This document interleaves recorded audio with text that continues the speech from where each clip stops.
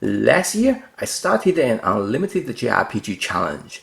I chose 3 JRPG franchises from my collection: Final Fantasy, Atelier, and the Tales of series. The goal is to finish as many of those games as possible. By finish, I mean getting all the trophies from the game. As promised, here is my annual update on this challenge.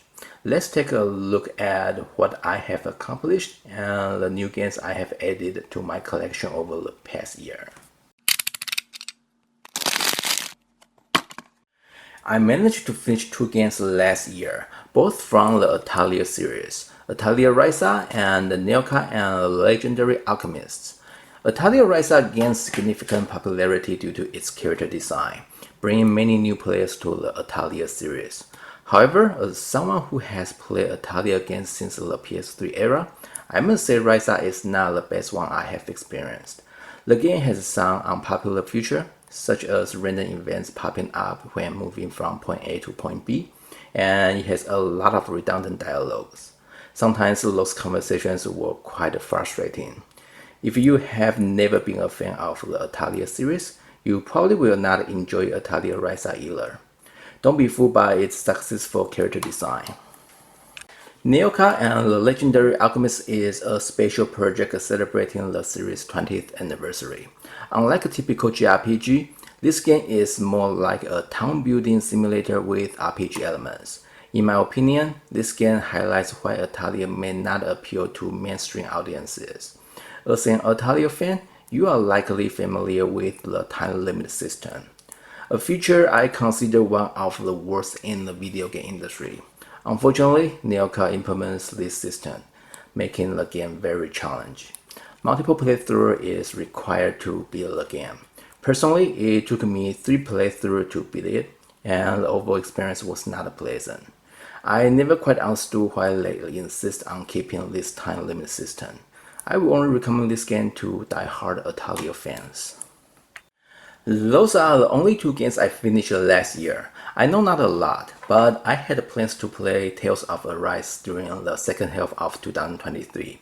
However, when they announced an expansion with trophies, I decided to wait. I will need to get that expansion whenever it goes on a deep sale. Alright, let's talk about the game I added to my collection. Atelier Marie Remake. This game isn't physically available in the US market, so I imported it from Taiwan earlier this year. Marie is actually the very first title from the Atelier series, so I was really excited when I heard about the remake. Especially after playing Nelka, Marie was one of the characters I frequently use in the game. However, there is a downside to this game: the time limit system.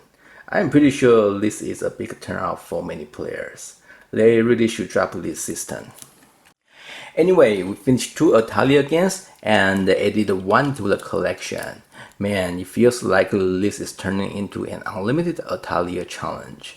After the first year, there are still 19 games left to conquer. However, there is a restriction.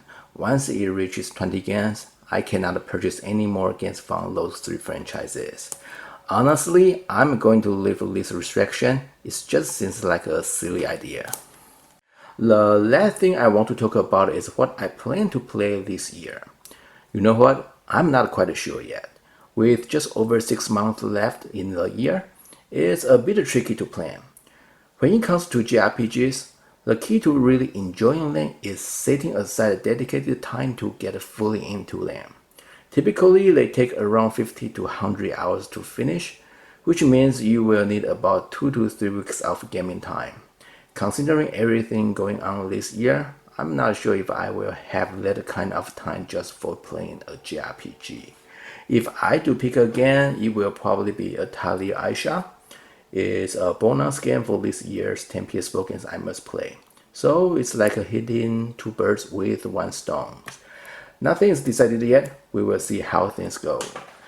Well, that's it for this video. I have kept my promise to give you guys an update.